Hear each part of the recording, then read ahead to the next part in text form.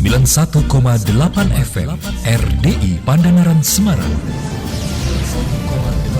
91,8 FM RDI Pandanaran Semarang.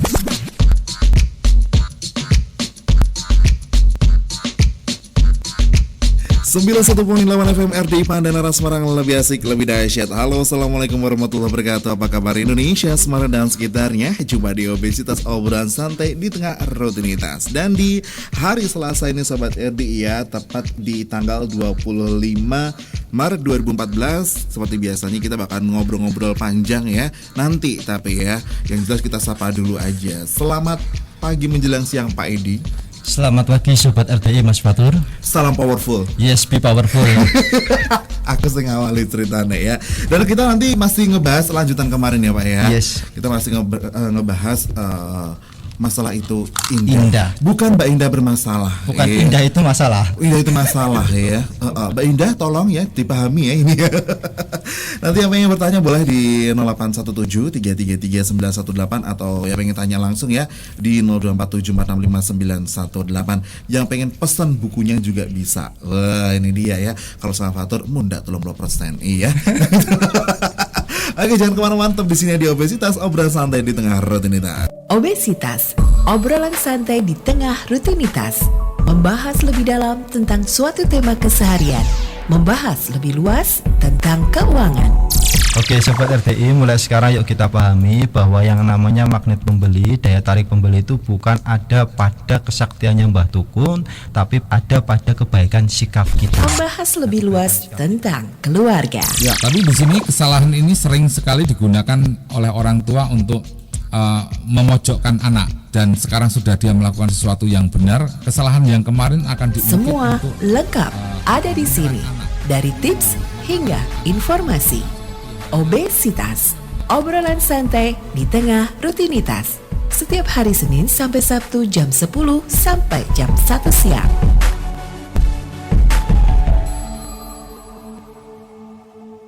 RDI lebih asik, lebih dahsyat. Obesitas.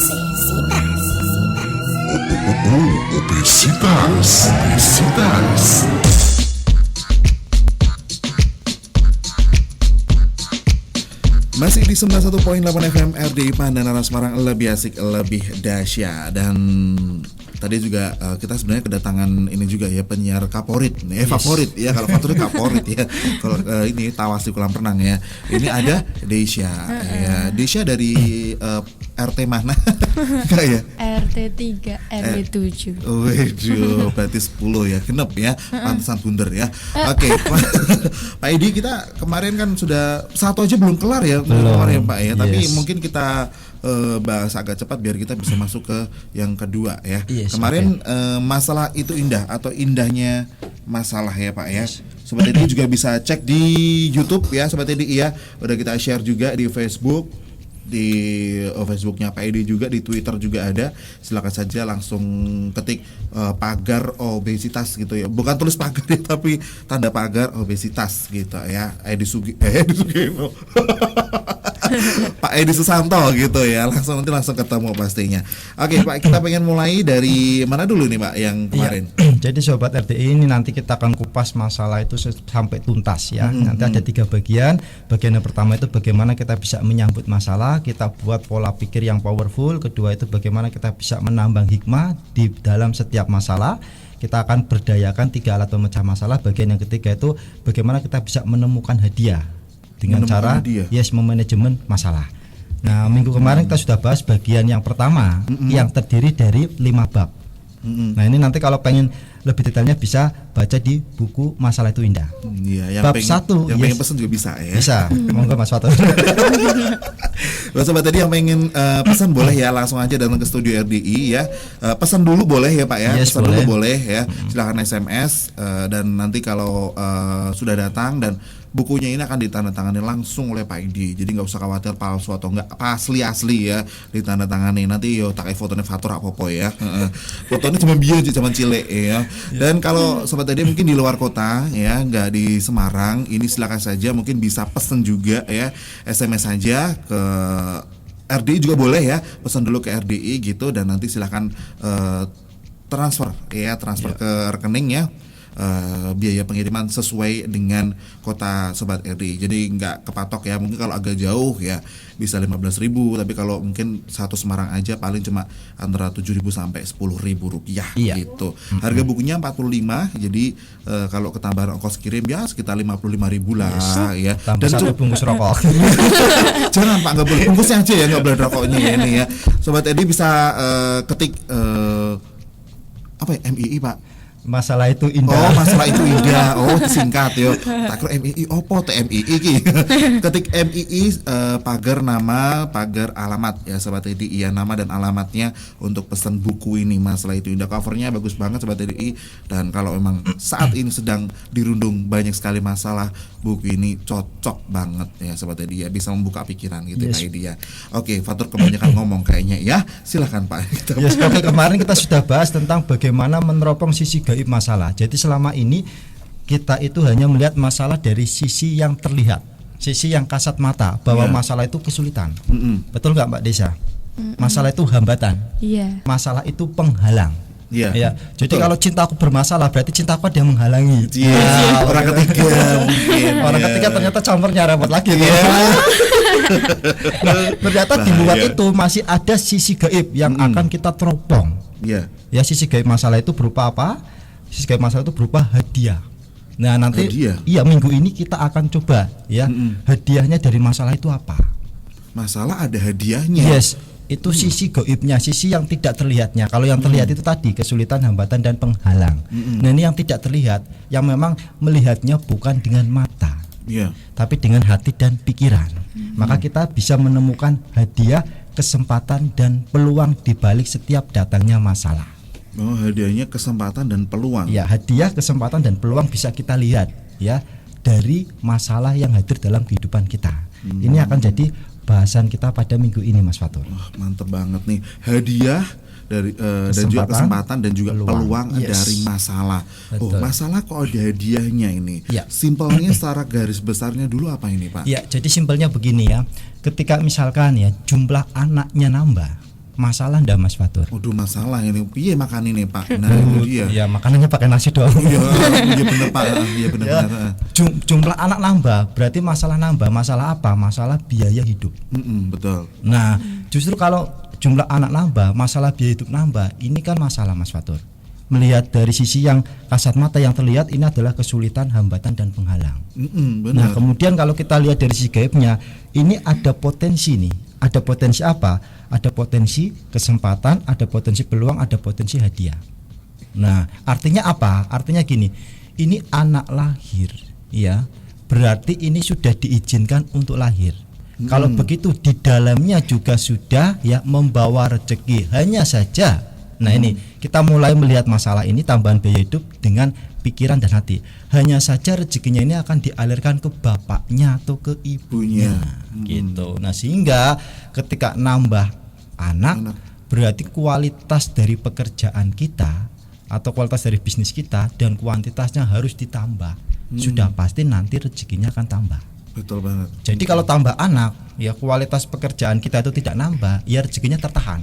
Bukan anak ini nggak punya rezeki, rezekinya tertahan, masih gantung di awan belum turun. Gitu. Kuantitasnya tidak ditambahkan, ya juga masih tertahan. Jadi sebagai orang tua nambah anak tambah kreatif. Tua kreatif. Iya, ini untuk mencari nafkahnya gitu ya Pak ya. Harus tua kreatif kok. Pikirannya jangan jelek ya. Mungkin Desa ingin bertanya dari ulasan sedikit tadi, ada yang pengen ditanyakan dulu? Dor. Enggak. Iya. Nanti aja. Nanti aja. Bingung antara bingung atau nggak ngerti? Bingung. Ternyata bingung Pak. Wah, ya nanti diulas lagi aja ya. Aduh. Hadiah, kesempatan dan peluang dari masalah ya.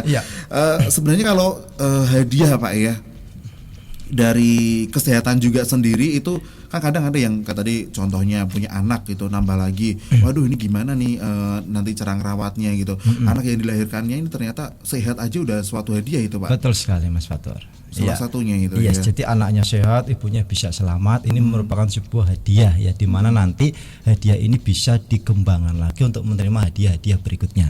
anaknya berprestasi, Iya. ya toh. Kemudian anaknya ini dikenal baik oleh masyarakat, bisa mengharumkan namanya. Nah, untuk praktisnya begini, ya coba nanti saya hadirkan 3 contoh masalah yang nanti ketika kita bisa lihat dengan mata dan pikiran, dengan mata, hati dan pikiran, ini bisa memberikan hadiah. Nah, rumusnya begini Mas Fatur. Jadi kalau ada masalah, buka hikmahnya. Nah, setelah tahu hikmahnya, gunakan hikmahnya tadi, nanti baru keluar hadiahnya. Contohnya, misalkan ya, kesejahteraan ya. Iya. Jadi misalkan kesejahteraan yang rendah. Nah, kita harus paham ini ya. Jadi orang yang pernah hidup miskin sekali, itu pasti dia akan betul-betul paham bahwa kesejahteraan itu penting. Betul. Tapi orang yang lahir sudah kaya, nah itu susah untuk memahami bahwa kesejahteraan itu penting. Kenapa? Karena ketika dia lahir sudah tidak mengalami kesulitan ekonomi, semuanya sudah ada. Makanya kalau perlu begini ya, kalau ada anak dari orang kaya, kalau perlu nanti setelah dia jadi anak, diasuhkan ke orang miskin, biar betul-betul memahami bahwa kesejahteraan itu penting. Gitu, Pak. Iya, biar dia memahami. Jadi susah sekali ya, ini nyerempet-nyerempet politik dikit. Susah sekali kalau pemimpin kita lahir dari orang tua yang kaya bisa paham bahwa kesejahteraan itu penting. Iya, karena dia tidak merasakan, tidak mengalami susahnya jadi orang miskin, Iya. gitu. Dia hanya tahu tapi nggak ngalami bahwa kesejahteraan itu penting, gitu kan. Ya toh. Benar, Nah, benar. Mas Fatur pernah ngalami nggak? Pernah, Pak. Paling gampang cari gas 3 kilogram ya, Pak. Yang paling gampang ya, Pak ya. Karena hidup sendiri. Ya, cari gas itu apalagi kemarin sempat susah ya, beberapa bulan kemarin susah. Itu sampai bener-bener bukan seharian sih, beberapa jam, dan akhirnya itu pun nggak dapat, Pak. Nah, kalau kita lihat orang yang katakanlah udah punya pembantu atau gimana gitu, mereka yang cari kan pembantu, Pak. Yang susah kan pembantu, Pak. Betul. Mereka nggak mau tahu, taunya cuma ngasih duit doang. Mereka nggak tahu susahnya cari gas itu bagaimana gitu. Nah, itu kan juga paling gampang deh, gampang contohnya kan seperti itu juga kan. Ya, saya ngalamin ketika awal-awal rumah tangga saya, ketika sama istri saya, mesti kalau pas makan datang ke warung penyet pesennya gini, tempe 1 nggak pakai nasi selama 1 tahun. Tempe 1 nggak pakai nasi, tempe penyet itu loh. Itu tahun 2004 selalu begitu bilangnya, kalau pesan makanan tempe 1 nggak pakai nasi. Kenapa? Masak nasi sendiri, lauknya tempe sama tahu dibagi 2, tempe 1 nggak pakai nasi. Diulang selama 1 tahun. Hah, maksud sih, Pak? Iya, gitu kan. Nasinya ada sendiri. Nasinya nana sendiri, kita pesennya bungkus 1 tempe 1 nggak pakai nasi. Oh, ya ampun. Nggak pakai nasi, nggak pakai minum. Nah, itu dari situ ya, dari masalah itu ya. Mas Fatur sama Sobat RTI pasti sudah sering sekali saya ceritakan. Dulu kan saya pernah ngalami yang namanya drop out kuliah sampai 2 kali. DO, ya? Yes, terbuang dari keluarga 11 bulan, menganggur dan miskin. Ya. Nah, itu dari situ ketika saya mengalami kesulitan ekonomi, betul-betul memahami bahwa kesejahteraan itu penting. Penting untuk apa? Untuk membiayai hidup yang berkualitas. Pendidikan perlu kesejahteraan, kesehatan perlu kesejahteraan. Nah, ini hikmah yang bisa kita petik kalau kita pernah mengalami masalah tidak sejahtera. Hikmahnya apa? Kesejahteraan itu penting untuk membiayai hidup yang berkualitas. Hadiahnya apa? Hadiahnya kalau kita sekarang sudah bisa buka hikmahnya bahwa kesejahteraan itu penting sekali, kita akan termotivasi dari dalam untuk bisa hidup sejahtera. Wah, betul banget itu, Pak. Bener banget ya. Kalau dulu sekarang enggak pas banget, Pak. Gitu ya, aku pernah juga soalnya. Jadi ke depan tuh termotivasi untuk sesuatu gitu loh ya, Pak. Ya, jadi memicu kita untuk karena semangat kerja, etos kerja kita jadi lebih bagus gitu, karena di depan ada impian-impian. Karena enggak pengen ngomong lagi tempe 1 enggak pakai nasi. Mungkin besok diganti Pak tahu apa gimana gitu, Pak. Aduh, ternyata apakah Sobat tadi juga pernah mengalami hal seperti itu ya, yang mungkin sudah terbiasa enak gitu ya, sekalinya nggak enak, waduh ngeluhnya super banget ya ini, Pak ya. Tapi yang nggak pernah dapat enak, sekalinya dapat nikmat, itu malah syukurnya sangat luar biasa sekali. Oke, yang pengen bertanya boleh silakan ya di 0817333918. Desya pengen bertanya dulu. Dor nggak tanya ya, oke. Bingung kayaknya dia, Pak ya. Coba dia nanti di briefing lagi ya, diajak ngobrol lagi.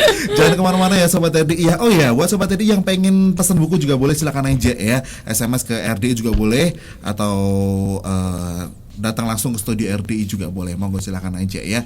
Jangan kemana-mana, tetap di sini di 91.8 FM. RDI, lebih asik, lebih dahsyat.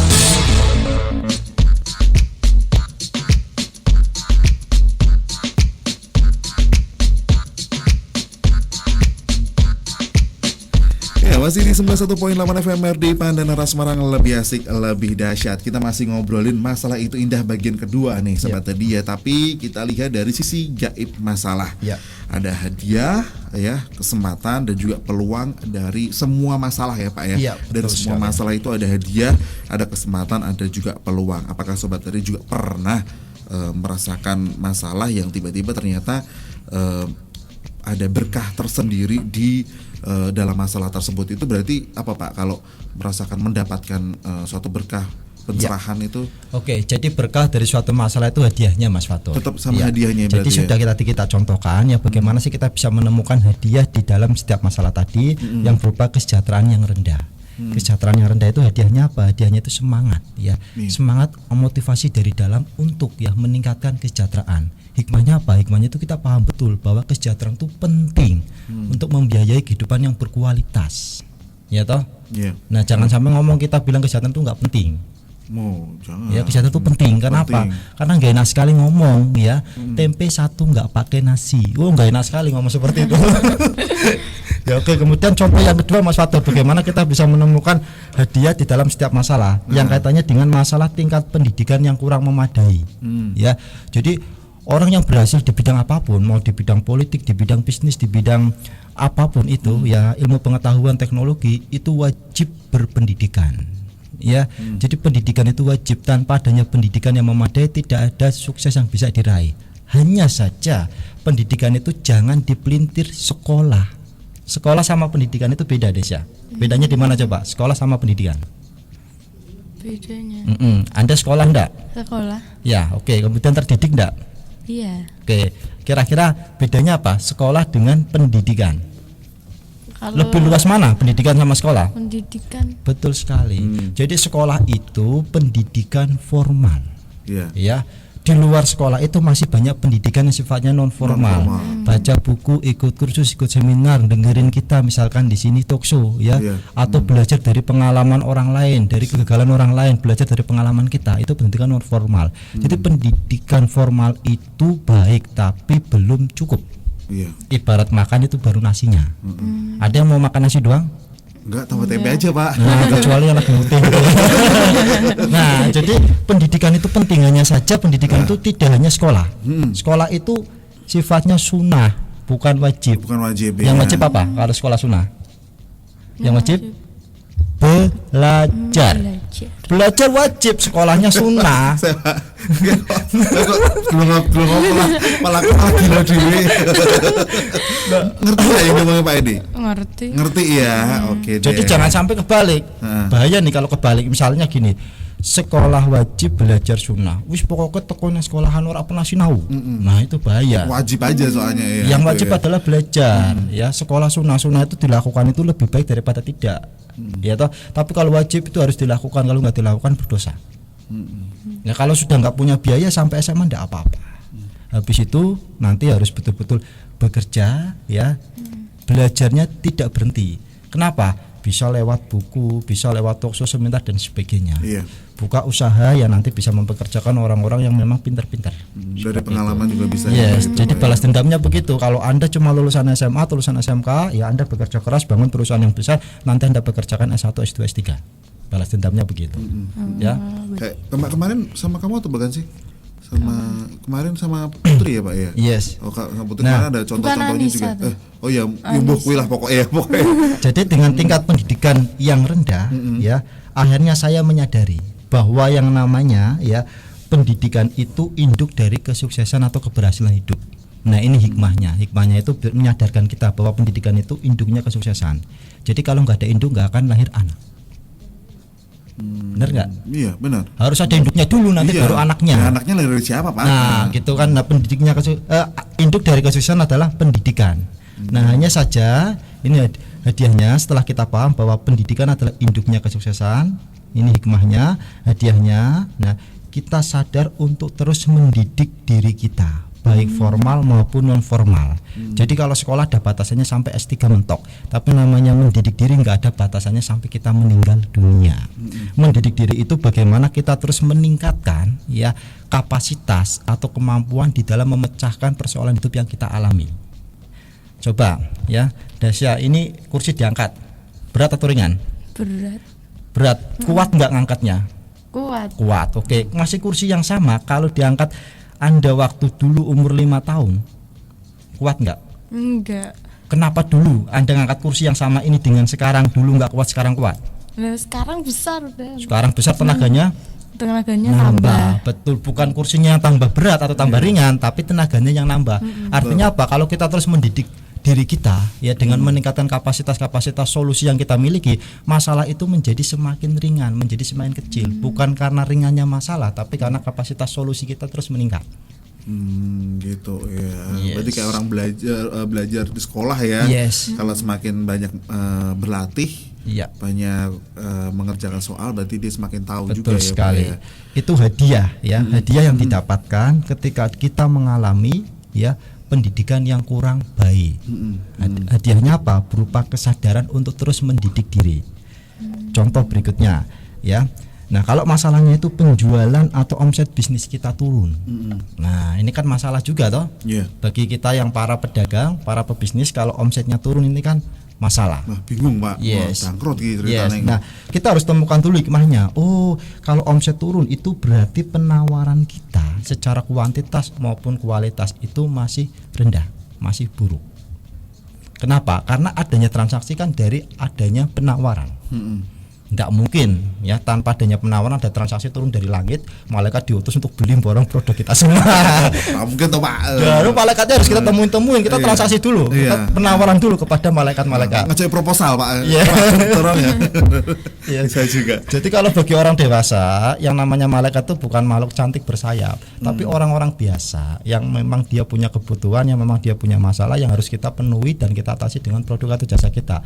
Kemudian mereka ngeluarin uang mereka ke kita. Itu malaikat-malaikat. Iya. Bagi kita yang karyawan, malaikat pembagi rezeki kita adalah perusahaan. Bagi kita yang entrepreneur, malaikat pembagi rezeki itu ya para konsumen kita. Bukan makhluk cantik bersayap itu bukan. Itu malaikatnya anak-anak kecil itu. Ya. Ini ya Ibu Bidadari. Itu hikmahnya itu berarti kita sadar bahwa penawaran kita itu perlu kita tingkatkan jumlahnya maupun caranya. Jumlahnya maupun caranya. Yes, oke. Jumlahnya kurang banyak kita nawarin orang kok. Yang ditawarin cuma 1 RT, yang beli paling 1-2 kakak. Coba ditingkatkan, ditambahkan menjadi 1 kelurahan, 1 kecamatan, 1 kabupaten, bahkan 1 negara. Bisa lewat Peluangnya online. jadi lebih besar yes, juga betul. gitu, Pak, ya.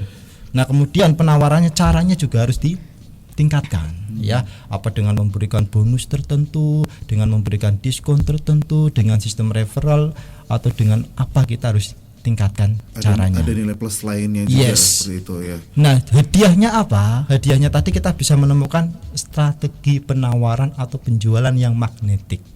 Nah, itu dari masalah turunnya omset gitu. Jadi magnet pembeli itu ya. Yes, betul Mas Wato. Itu bahasa kapan ya? Bahasa 3 minggu yang lalu. Magnet pembeli ya. Oke deh, silakan sobat tadi yang pengen bertanya ya di 0247456918. Mungkin nggak terbatas di ini ya Pak Edi, masalah yang kita bahas ini ya, tapi mungkin yang kemarin mungkin belum begitu paham juga ya, yang belum sempat dengerin YouTube juga pengen tanya langsung, boleh silakan di 0247456918 dan juga di 0817333918. Jangan kemana-mana, tetap di sini di Obesitas, obrolan santai di tengah rutinitas. RDI lebih asik, lebih dahsyat.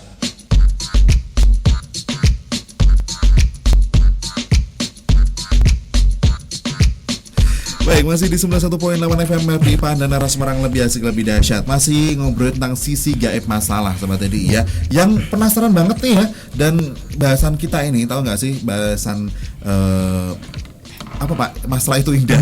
Yes. Sampai lupa ya. Ini juga dibukukan sama Pak Edi. Jadi memang kita peridal per episode ya Pak. Yeah. Ya. Yang pengen tahu lebih dulu ya, pengen tahu lebih dalam lagi. Mungkin kalau mendengarkan gini, aduh kadang minggu ini nggak bisa, minggu kemarin mungkin bolong-bolong gitu ya, nggak bisa nyimak tiap minggu. Silahkan Sobat Edi, iya pengen pesan bukunya silahkan aja langsung SMS ya ke RDI boleh di 0817333918, bisa ketik MII masalah itu indah.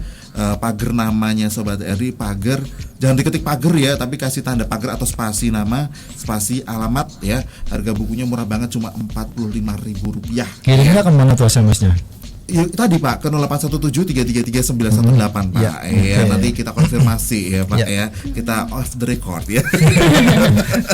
Dan nanti untuk yang di luar kota Semarang yang pengen dikirim ya, kita pakai paket ceritanya, jadi aman langsung nyampe di rumah, nggak perlu pakai ribet-ribet, nanti tinggal transfer aja ya Pak ya, tinggal transfer nanti bisa ke rekeningnya Pak Edi, tapi silahkan konfirmasi dulu ke RDI gitu ya, jadi nanti kita kasih nomor rekeningnya Pak Edi, transfer, buku langsung meluncur ya mungkin 2-3 hari lah ya kalau buku ya Pak ya. Itu ongkos kirimnya menyesuaikan tempat tinggal Sobat RDI, jadi nanti kita komunikasikan lebih jauh lagi seperti itu. Oke, atau datang langsung ke studionya RDI bisa ya di setiap di Square 1415 Rondo Semarang setiap hari dan jam kerja Senin sampai Jumat Sobat RDI ya. Ojo malam Jumat bengi-bengi rene ora ono wong ya. Oke, kita masih ngobrolin sisi gaib masalahnya tadi ya Pak ya. Desya pengen ada yang ditanyakan dulu. Itu pendidikan. Pendidikan. Gimana pendidikan? Ngopo? Pendidikannya ngopo? Cemburu? Apa gimana? Enggak, susah itu buat nerima pelajaran. Susah, ini masalah ini ya, masalah ini. Susah buat menerima pelajaran. Ya. Jadi yang Desa harus pahami begini ya, juga Sobat RTI yang lain, bahwa setiap bayi yang lahir itu sama Tuhan itu dibedakan nggak, bayi ini nanti bakalan jadi orang pinter, bayi ini jadi bakalan orang bodoh, atau ya sudah dicatatkan semua setiap bayi itu pasti jadi orang pintar. Yang mana Desya? Yang orang bodoh, orang pinter. Oh berarti kalau begitu nanti bayi ini dicatain jadi orang pintar, bayi ini dicatain jadi orang bodoh begitu. Kalau gitu keadilan Tuhan di mana? Di mana, Des? Ya, letak keadilan Tuhan di mana?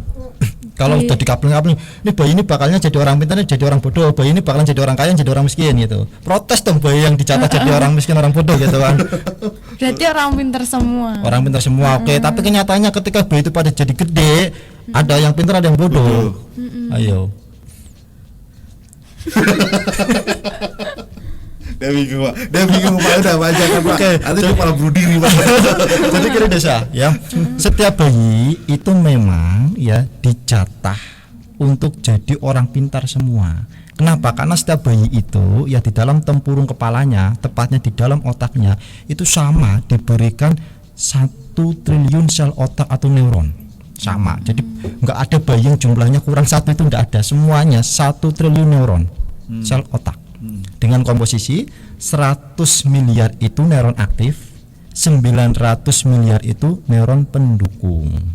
Jumlahnya sama semua. Jadi semua bayi itu dilahirkan dengan jatah untuk jadi orang pintar. Nah tapi Pak, setelah gede kok ada yang pintar, ada yang bodoh. Nah kepintaran seseorang itu tidak ditentukan oleh jumlah sel otaknya, karena jumlah sel otaknya sama semua, tapi ditentukan oleh jumlah sambungan yang terbentuk antara sel otak. Jumlah sambungan antar sel otak ini disebut dengan dendrit. Jadi kalau kita bedah otaknya orang yang paling cerdas, abad 21 Einstein itu satu-satunya orang yang dikubur tanpa otak. Karena otaknya memang diambil buat penelitian, itu sambungannya semrawut, rumit sekali, itu sambungannya banyak sekali. Jumlah otaknya sama, cuma sambungannya itu lebih rumit daripada otak kita. Bukan jumlah sel otak, tapi sambungan. Misalnya ini sel otak ini nyambung ke sini, nyambung ke sini, nyambung ke sini, nyambung ke sini, nyambung ke sini, nyambung ke sini. Nah, ya. Jadi semakin kompleks, semakin rumit jumlah sambungannya itu orang semakin cerdas. Nah, kalau jumlah sambungannya tadi 100 itu enggak ada sambungan, enggak pintar-pintar, bodoh-bodoh.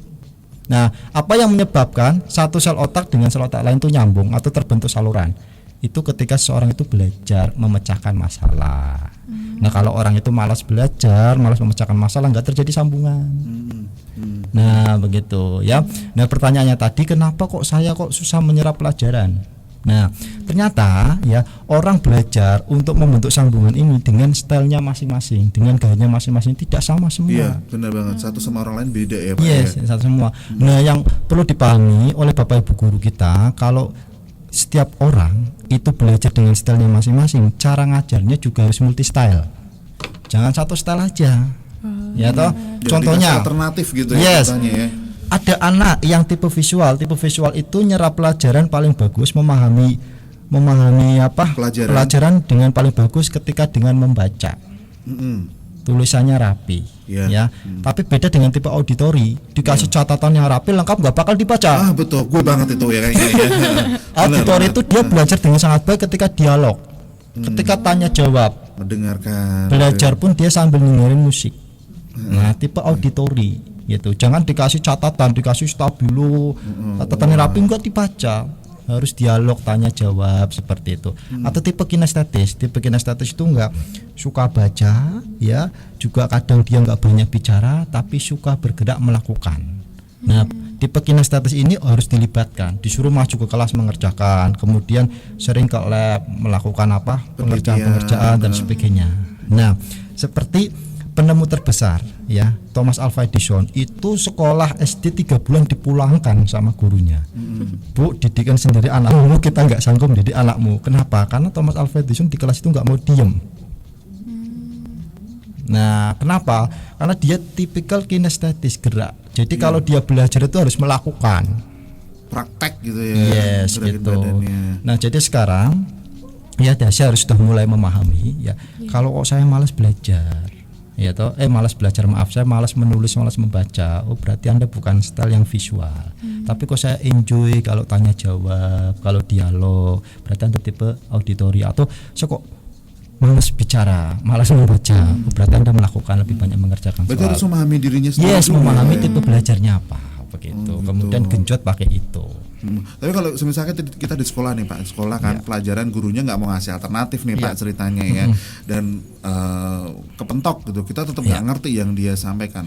Usaha apa sih yang harus kita lakukan Pak untuk biar ngerti satu masalah di depan ini yang aduh gurunya udah nggak mau jelasin lagi, jalannya cuma itu doang gitu. Kita harus cari partner, ya, cari partner untuk mendiskusikan pelajaran yang kita dapatkan tadi. Jadi ada peribahasa yang mengatakan bahwa apa yang kita lihat mudah kita lupakan, tapi apa yang kita dengar mudah kita ingat, dan apa yang kita lakukan betul-betul bisa kita pahami. Ya, jadi kalau melihat aja itu mudah lupa, tapi mendengarkan lumayan ingat, kalau melakukan ingat terus. Pak, contohnya gawe donat Pak. Gawe donat enggak ndelok wong gawe iki ngono, tapi kok tukang lali Pak. Wah, mau ke apa ya? Aku praktek sendiri akhirnya jadi, dan itu sekarang udah enggak pakai apa-apa jadi dhewe Pak. Rasanya enak Pak. Enak dong. Nah, sama ketika saya baru membaca buku ya tentang apa ya, tentang pengetahuan yang baru, tema yang menarik, pasti saya cari istri saya. Buat apa? Buat cerita. Wih, itu ternyata gini ya. Tujuannya apa? Biar ingatannya kuat, biar pemahaman kita lebih baik. Mencari partner itu tadi. Yes, ya, Pak, ya? Anda barusan dapat pelajaran gitu, langsung cari teman Anda cerita ini, ternyata begini. Oh, saya kira begini, ternyata begini. Nah, seperti itu. Terserah dia yang jawab apa tidak, yang penting Anda di situ bisa belajar dengan lebih baik lagi. Cari partner. Oke, bagus banget ya, terjawab ya Desya ya. Mungkin sudah terpecahkan tipemu apa? Stylemu apa, visual, auditori atau kinestetis? Auditori. Nah, berarti kalau begitu cari partner, sering diskusi, sering dialog, begitu. Jangan cari orang gagap ya. Susah kamu nantinya ya. Ini juga ada yang tanya ini soal anak ceritanya ya. Ini menghadapi masalah katanya. Gimana kalau orang tua itu masih pengen punya anak, tapi anak yang udah gede ini bersikeras untuk menolaknya. Padahal kan itu katanya kan udah rezeki yang mau nggak mau harus diterima. Gimana? Itu kan masalah Mas. Gimana Pak itu Pak? Nah, itu bagus sekali ya. Yang pertama adalah ajak diskusi anak Anda tadi yang menolak. Ya, penolakannya itu dasarnya apa? Nah, dulu. Betul sekali. Jadi masalah ini timbul karena apa? Karena ada gap, beda pemahaman antara orang tua dan si anak tadi. Iya. Jadi nanti kalau Anda sudah bisa memahami ya keberatan anak itu apa saja, ya nanti Anda sampaikan solusinya. Semisal Pak, aku kan nisen Bu, ya masa harus gede aku jadi. Nah, terus kita sebagai orang tua harus menjawab seperti apa Pak? Yes, ya. Malunya di mana? Yo kan aku segede, Pak, adikku cilik kayak mau berani putu lah. Nah, gimana tuh Pak? Tidak aku jawab ya. Terus soalnya masalah ini juga pernah menghinggapi orang tua Fatur ya, Fatur juga gitu ya. Jadi Fatur tuh masih pengen punya adik cowok. Lah kalau dibalik ya malamnya tadi cowok ya. Keluargaku cewek semua ya. Fatur cowok sendiri dan Fatur tuh pengen punya adik lagi kecil cowok gitu. Tapi Bapak Ibu katanya udah nggak mau gitu, cowoknya cukup kamu aja, nanti kasih sayangnya lebih banyak ke kamu deh, alasannya gitu. Tapi ya kadang tuh masih ya minta gitu, mah mbok anu. Ya. Oke, tadi jawabannya seperti itu. Kemudian orang tua juga penting ya, harus tahu betul alasannya kenapa sih pengen nambah anak. Gitu. Iya, terus sampaikan ke si anak tadi yang menolak, kenapa sih pengen nambah anak? Ya, apakah nanti untuk membuat keluarganya itu lebih rame ya toh? Gitu, kalau rame itu nanti ada efek apa bagi si dia yang menolak itu? Ya, mungkin punya teman, punya apa dan sebagainya, ya. Jadi pada prinsipnya ya komunikasikan. Ya, komunikasikan antara orang tua dengan si anak, ya, efek-efek positifnya kalau nanti nambah adik. Itu dari segi orang tuanya, gitu ya. Dan dari segi anaknya juga mengungkapkan kira-kira apa sih alasan penolakan kok tidak ingin punya adik lagi. Iya, seperti itu. Nanti kalau sudah ketemu, lah itu ketemu piye, Pak? Nek ketemu ya sudah, berarti kan nggak ada masalah lagi, tinggal dibikin. Oh gitu ya. Oke. Itu juga ini punya anak juga nih ya. Oke deh, ini jam 11 kurang. Aduh Pak, ini belum kelar juga ternyata ya. Oke deh, tadi sisi gaib masalah ya, ada hadiah, kesempatan dan juga peluang. Sobat tadi juga pernah mengalami ya yang namanya masalah. Setiap manusia pasti pernah dihinggapi yang namanya masalah, tapi tinggal kita bagaimana menyikapinya ya Pak ya. Betul sekali. Oke, di closing statement ini untuk hari ini Pak Edi pengen disampaikan dulu sebelum kita tutup. Oke, Sobat RDI, jadi bagaimana sih kita bisa menyiapkan ya mental kita untuk bisa menyambut masalah. Yang namanya menyambut masalah itu berarti kan dengan sukacita, bukan dengan duka cita. Nah, kita pahami begini, kalau kita perhatikan Pak Pos mengantarkan paket, ya itu paket itu kan pasti dibungkus, ya dibungkus tujuannya apa? Agar paketnya itu aman. Bungkusnya kadang bisa double berapa begitu, aman dari air, aman dari tekanan dan sebagainya. Kemudian yang pertama ya tadi dibungkus agar tadi paket yang di dalamnya adalah hadiah, ya itu aman. Yang kedua itu sudah ada alamat yang jelas, sehingga tidak akan nyasar ke tetangga sebelah. Nah sama ya, Tuhan sering memberikan hadiah kepada kita sebagai makhluknya ya dengan dibungkus masalah. Oh, berarti jadi, sampulnya itu masalah gitu, betul ya, sekali Pak, ya. Jadi itu hadiah ya, masalah-masalah itu sebenarnya adalah cover atau sampul atau bungkus dari hadiah yang Tuhan berikan kepada kita.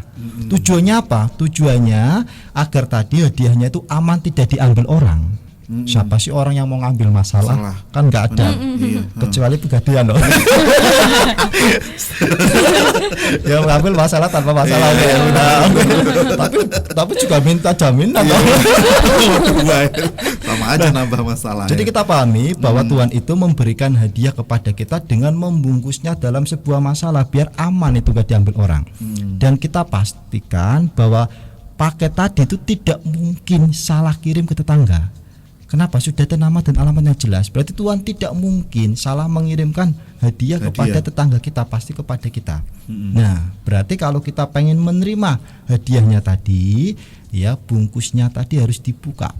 Masalahnya tadi harus dipecahkan. Bagaimana cara membuka hadiahnya ini tadi gitu ya Pak ya. Jadi Sobat RDI, mulai sekarang yuk kita pekakan hati kita buka pikiran kita bahwa Tuhan sedang memberikan hadiah kepada kehidupan kita dengan mengirimkan masalah sebagai pembungkusnya untuk menyelamatkan hadiahnya. Itu Mas Fatur. Oke, bagus sekali ya Sobat RDI ya. Jadi anggap saja seperti itu ya.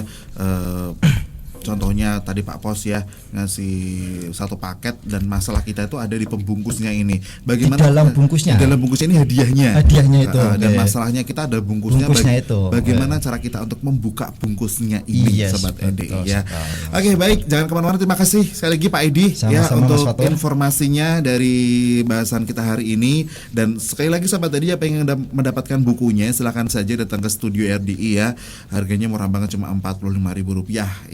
Di setiap di Square 1415 Rondo Semarang. Dan yang pengen via pos, pengen dikirim langsung, silahkan aja ketik MII spasi nama spasi alamat dan kirimnya ke 0817-333-918. Nanti kita konfirmasi ulang gitu ya.